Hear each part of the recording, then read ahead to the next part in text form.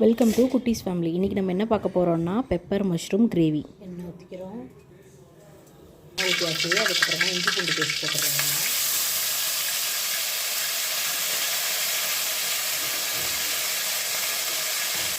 இது பச்சை வாசனை போனதுக்கப்புறமா கட் பண்ணி வச்சுருக்கேன் மஷ்ரூம் போட்டுக்கிறோம்.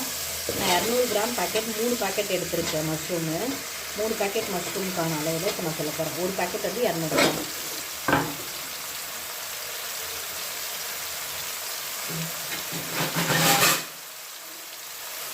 பேக்கெட் மஷ்ரூம் எடுத்து நல்லா வதங்கணும்.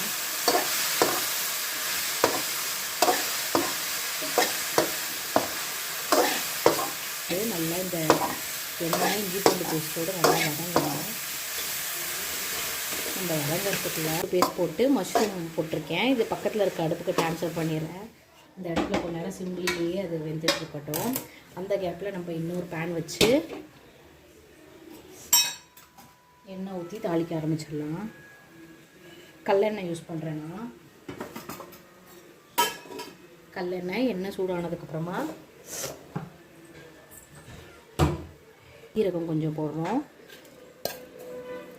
சீரகம் மட்டும் ஆட் பண்ணிக்கோங்க போதும்.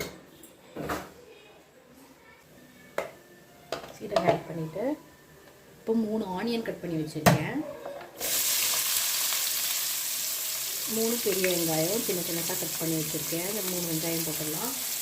3 ஆனியன் போட்டு நல்லா வதக்கிடுங்க.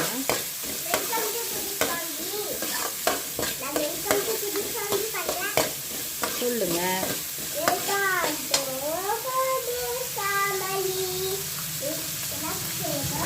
Pepper mushroom gravy.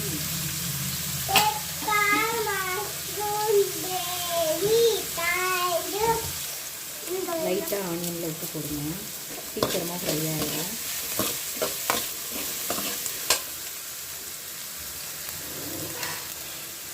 நல்லா வெந்துடுச்சு. மஷ்ரூமில் இருக்க தண்ணியிலேயே அது வந்து வெந்துடுச்சு.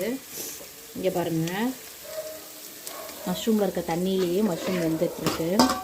நம்ம இதில் எண்ணெய் இஞ்சி பூண்டு பேஸ்ட்டு மஷ்ரூம் போட்டு தண்ணி இது வெந்துட்டுருக்கு. இது வேகட்டும், கொஞ்சம் நேரம் அதுலேயே இருக்கட்டும். நெக்ஸ்ட்டு இது கோல்டன் ப்ரௌன் கலர் வர வதக்கிட்டு நம்ம இப்போ டொமேட்டோஸ் தக்காளி ஆட் பண்ணிடலாம்.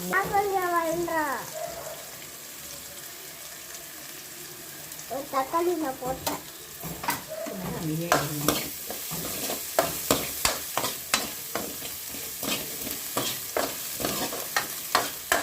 வீட்டில் இந்த குழந்தைங்கள வச்சுட்டு சமைக்கிறவங்களாம் தயவுசெய்து கீழே கமெண்ட் பண்ணுங்கள் எவ்வளோ ஒரு காஷலாக இருக்குன்னு.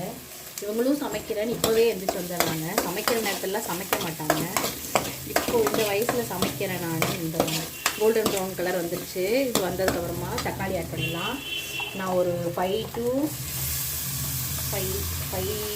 6 தக்காளி குட்டி குட்டியாக இருந்தால், மீடியம் சைஸில் இருந்தால் 5 to 6 தக்காளி ஆட் பண்ணியிருக்கேன். ஒரு 5 இல்லைன்னா 6 தக்காளி பாருங்கள். ஒரு கட்டு கொத்தமல்லி எடுத்து நல்லா அலசிட்டு மிக்ஸி ஜாரில் அரைச்சி எடுத்துகிட்டு வந்துடுறேன். அதுக்குள்ளே இது வதங்கட்டும். இப்போ நம்ம இதில் என்ன ஆட் பண்ண போகிறோம்னா மஞ்சள். இதில் நம்ம மஞ்சள் கொஞ்சம், மஞ்சள் தூள் ஒரு 1/2 ஸ்பூன்,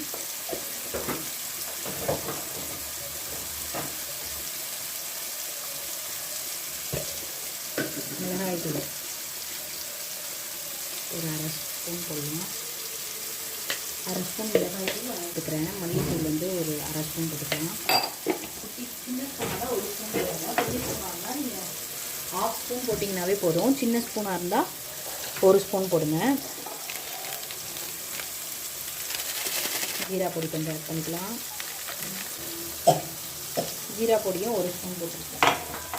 1 ஸ்பூன் அளவு ஜீரா பொடி போட்டு நல்லா மிக்ஸ் பண்ணி விடுங்க. இதோடய சேர்ந்து எண்ணெயில் வதங்கட்டும்.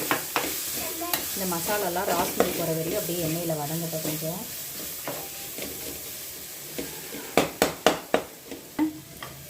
கொரியாண்டர் லீவ்ஸ், கொத்தமல்லி இலை அரைச்சி வச்சுருக்கோம் இல்லையா, அது இதில் போட்டு கொஞ்சம் நேரம் ஒரு 5 மினிட்ஸ் கொதிக்க விடணும். ஒரு 5 நிமிஷம் அதை பச்சையாக அரைச்சிருக்கிறதுனால அந்த பச்சை வாசனை போகிற வரையும் ஒரு 5 மினிட்ஸ் கொதிக்க விடுறோம். இதில் கொதிச்சது அது வரையும் என் பொண்ணு என்ன பண்ணுறான்னு ஆரஞ்சு ஜூஸ் போடுறேன்னு உட்காந்து ஆரஞ்சை பிழிஞ்சிக்கிட்டு இருக்கான். சொல்கிற பேச்சை கொஞ்சம் கூட கேட்கறது இல்லைங்க. சம்மர் ஹாலிடேஸ் வேறு விட்டுட்டாங்க. இவளே ஆரஞ்சை கட் பண்ணி ஆரஞ்சு ஜூஸ் போடுறேன். நீங்கள் பாருங்கள், ஆரஞ்சை பிழிஞ்சு டம்ளரில் ஊற்றி ஜூஸ் போட்டுக்கிட்டு இருக்கா பாருங்கள். ஜூஸ் போட்டுட்டா அம்மாவுக்கு தெரியாமல் ஆரஞ்சு ஜூஸு பாருங்கள், ஜூஸ் போட்டா.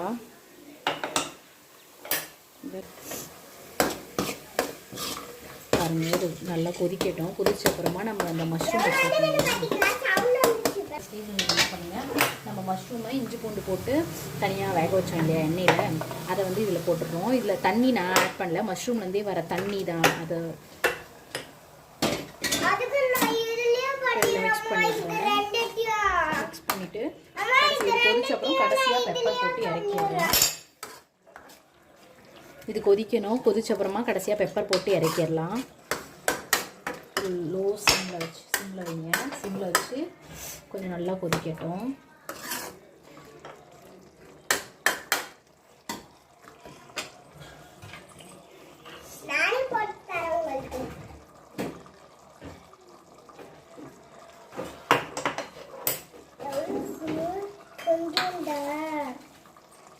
மிளகு பாருங்கள், லாஸ்ட்டாக மிளகு வந்து 1 ஸ்பூன் அளவுக்கு மிளகு ஆட் பண்ணுறேன். நிறைய மிளகு போடாதீங்க, காரம் அதிகமாகிடும்.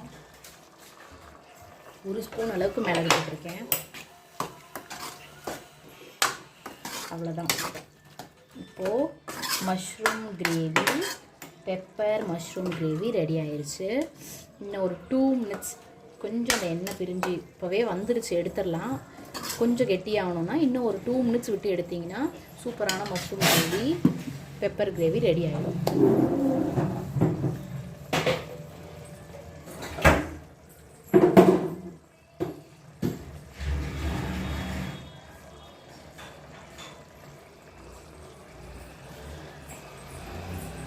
பாருங்கள், ரெடி ஆயிடுச்சு. எண்ணெய் பிரிய ஆரம்பிச்சிருச்சு. ஃபுல்லாக ரெடி ஆயிடுச்சு.